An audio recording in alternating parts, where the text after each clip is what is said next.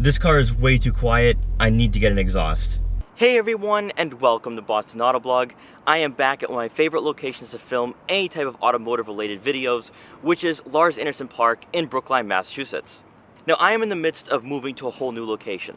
I'm staying in the Boston area, so you don't need to worry about that, but I am in the process of moving. And actually this GTI has become quite handy and very practical in many ways that I didn't think was going to be possible in my first month and a half of ownership. Now I've always wanted to make this video on why the GTI is a great car for young car enthusiasts, but I'm beginning to think it's not just for young car enthusiasts, but also for enthusiasts who are in their mid-20s. Now I believe that the Volkswagen GTI is a great first car for anybody. And it doesn't matter what generation it is either, whether it's the Mark 6, Mark 7, Mark 5, Mark 4.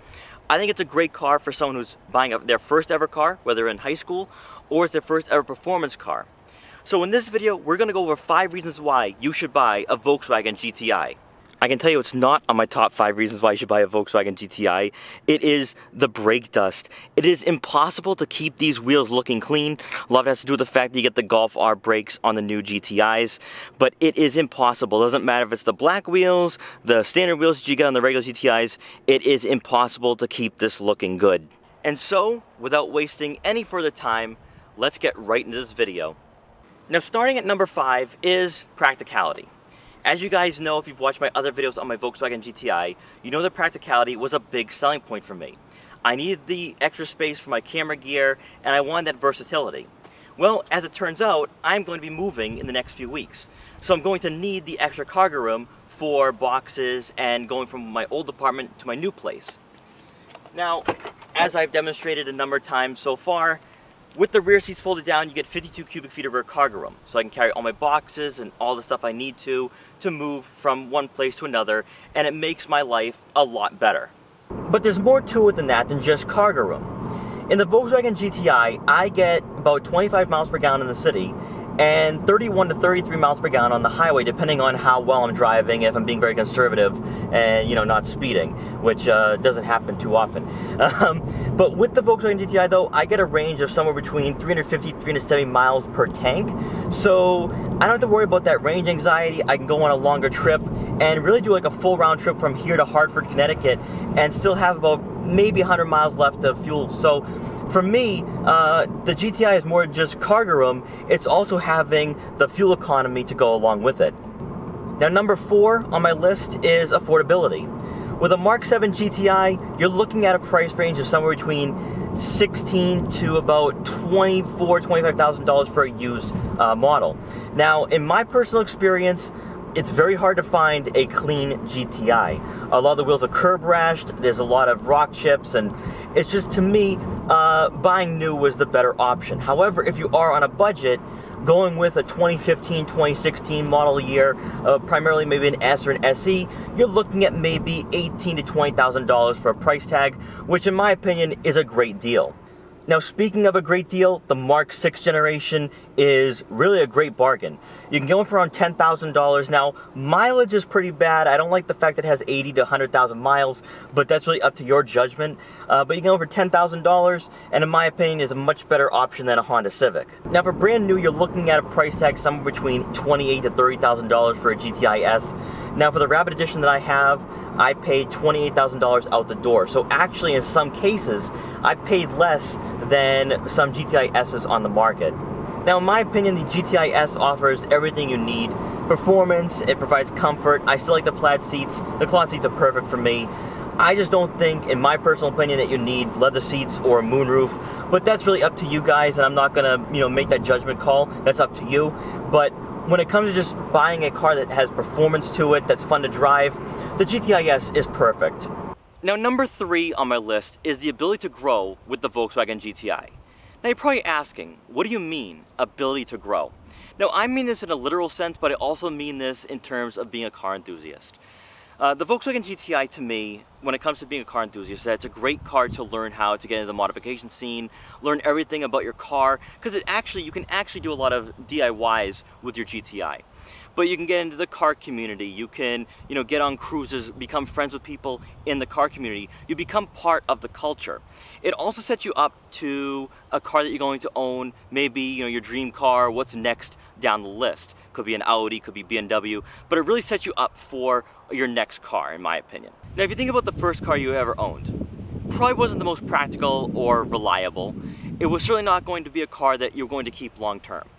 The Volkswagen GTI, on the other hand, is actually something you can keep for a pretty good chunk of time, maybe 3 to 5 years, depending on how well you keep it.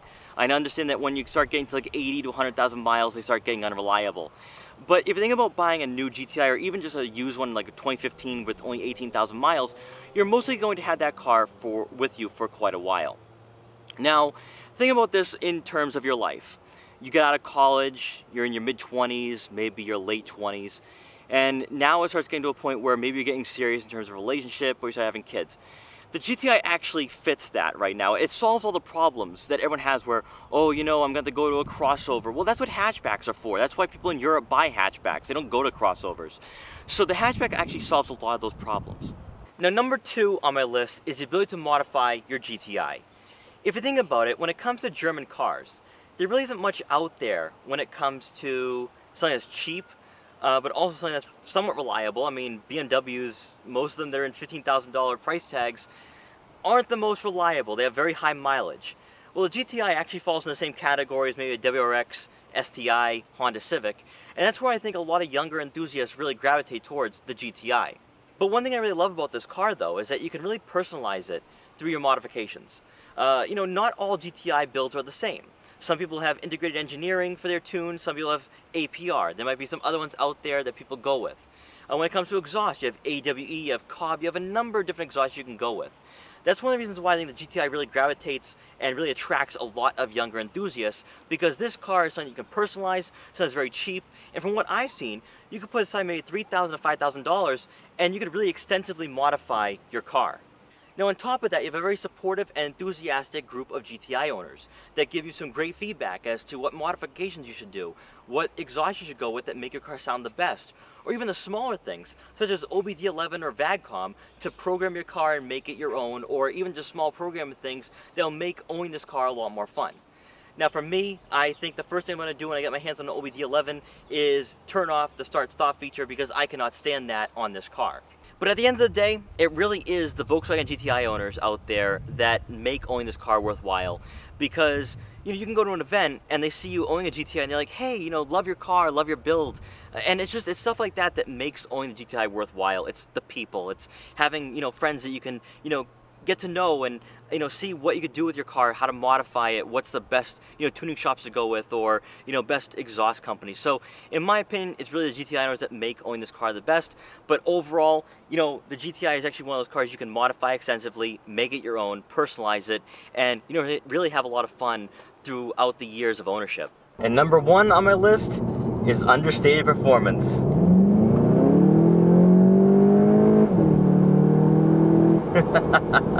Now, for the Mark 7.5 generation, you're looking at 228 horsepower and 258 pound-feet of torque out of the box. For Mark 7 generation, with the performance package, you're going to get 220 horsepower, 258 pound-feet of torque, and also Golf R brakes. And without the performance package, you're just looking at 210 horsepower with the same amount of torque. Now, when I looked at GTIs, I didn't think I'd have a lot of fun with the lack of horsepower, in my opinion. I didn't think 220 or 210 horsepower was enough. But I was completely wrong. Now, in my opinion, I think the GTI is overlooked even at $28,000. Now, a lot of people would say, oh, but you can, buy a Ford Mustang with that. You could buy a, Chevy Camaro. But where else are you going to find a car other than maybe the Ford Focus ST and, well, the RS is a little pricey.